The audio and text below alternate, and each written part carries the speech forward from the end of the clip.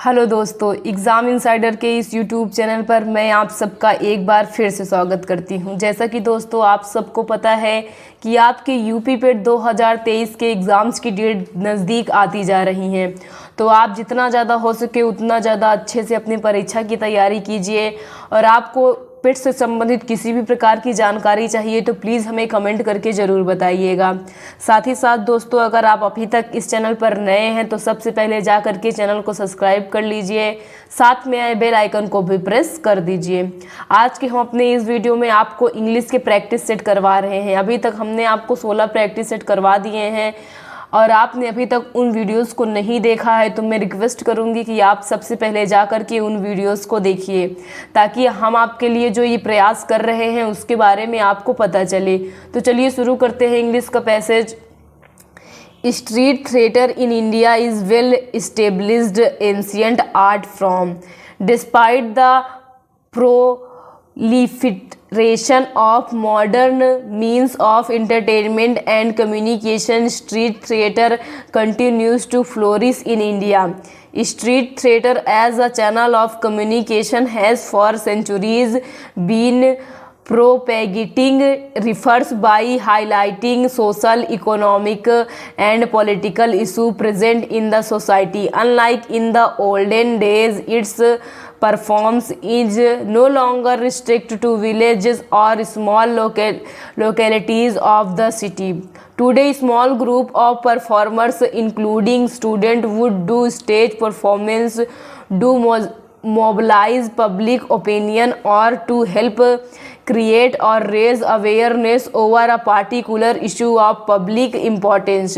They provide display of themes on substance abuse, AIDS awareness, and domestic violence are some of areas highlighted by contemporary street theatre trope. Unlike in the regular drama, street drama employs very little props and images. The human body becomes the main tool in which choreography, meme, dialogue, songs, and slogans are extensively used. Street theatre is one of the most intimate media. Its appeal is to emotions, leading to quick psychological impact on audience. By being local and live, they also are able to establish not only direct contact with the audience but also by being cost effective and flexible. They are popular among all age groups. तो इस passage में आपको street theatre के बारे में बताया गया है, उसके बारे में आपसे जो भी चीज़ें कही गई हैं उसको आप समझने का प्रयास कीजिएगा और अपने आंसर ढूंढिएगा। तो चलिए मैं आपको इस पैसेज की हिंदी बताती हूँ दोस्तों। Street theatre in India is as well establish ancient art form. Bharat में स्ट्रीट थिएटर एक सुस्थापित प्राचीन कला रूप है। Despite of the proliferation of modern means of entertainment and communication, street theatre continues to flourish in India. मनोरंजन और संचार के आधुनिक साधनों के प्रसार के बावजूद भारत में नुक्कड़ नाटक का विकास जारी है। Street theatre as a channel of communication has for centuries been propagating reforms by highlighting social, economical, and political issues present in the society. संचार के एक माध्यम के रूप में स्ट्रीट थिएटर सदियों से समाज में मौजूद सामाजिक, आर्थिक और राजनीतिक मुद्दों को उजागर करके सुधारों का प्रचार करता रहा है। Unlike in the olden days, its performance is no longer restricted to village or small localities of city.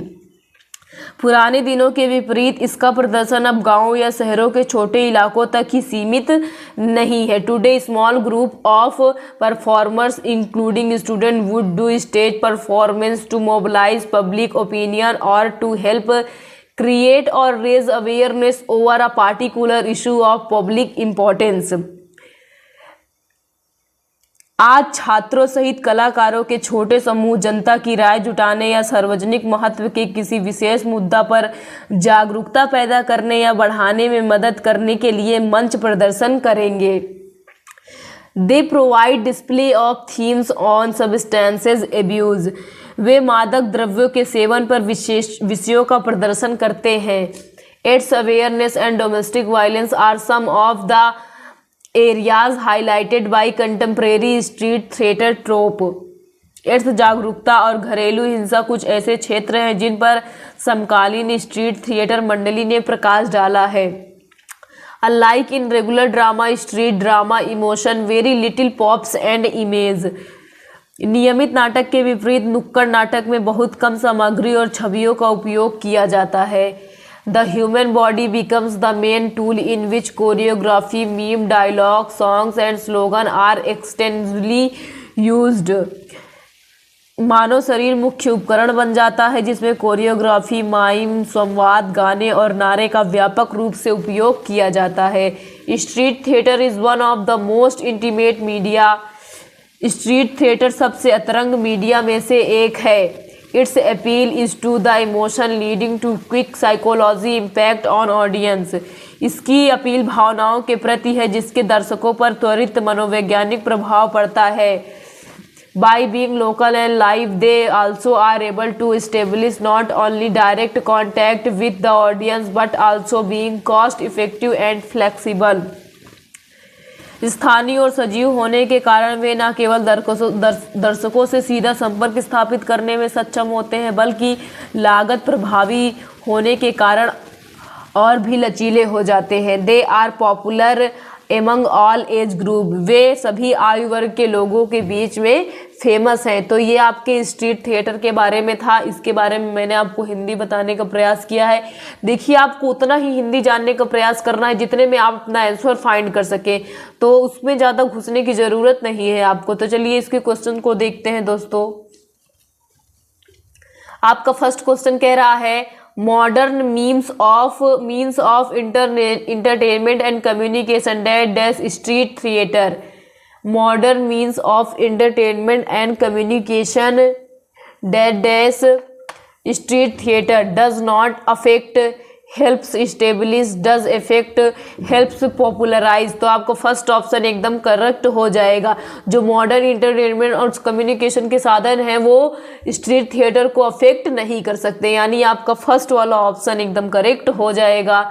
Next question देखिए, आपको नेक्स्ट क्वेश्चन कह रहा है in the olden days street theatre dash to villages और small localities of the city. In the olden days street theatre, first option है आपका was not restricted, was entertained, was restricted, was open। तो आपका B वाला option सही हो जाएगा। In oldest days street theatre was entertained to villages और small localities of city, यानी आपका बी वाला ऑप्शन एकदम परफेक्ट हो जाएगा। कौन सा ऑप्शन परफेक्ट हो जाएगा दोस्तों? आपका बी वाला ऑप्शन एकदम परफेक्ट हो जाएगा। नेक्स्ट क्वेश्चन देखिए, आपका नेक्स्ट क्वेश्चन कह रहा है कि street theatre usually dash with issues of public importance is performed, is distrained, does not deal, deals। तो आपका परफेक्ट ऑप्शन क्या हो जाएगा? डील्स। क्या हो जाएगा दोस्तों? Deals. Street theatres usually deals with issues of public importance. Next question देखिए, आपका नेक्स्ट क्वेश्चन कह रहा है कि give synonyms for the following word. हमें जो फॉलोइंग वर्ड दिया गया है उसका क्या बताना है? सिनोनिम्स बताना है। तो देखिए आपका वर्ड क्या है? वर्ड है आपका ड्वेल्स। क्या है? ड्वेल्स। ड्वेल्स का हमें क्या बताना है? सिनोनिम बताना है। तो ड्वेल्स मतलब होता है आपका, देखिए ड्वेल्स मतलब होता है आपका कम करना। क्या होता है? कम करना या तो रोकना कह सकते हैं। क्या कह सकते हैं? रोकना।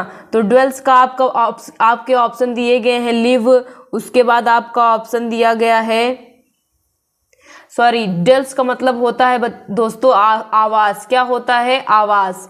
ड्वेल्स मतलब आपका क्या होता है? आवास। First option live, second option insist, third option travel, fourth option इंटर्स। तो ड्वेल्स मतलब एक प्रकार से जीवित कह सकते हैं या तो आवास कह सकते हैं। तो आपका कौन सा ऑप्शन यहाँ पे सही हो जाएगा?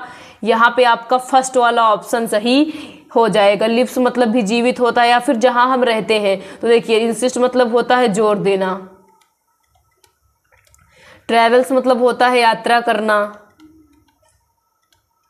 और इंटर्स मतलब होता है प्रवेश करना।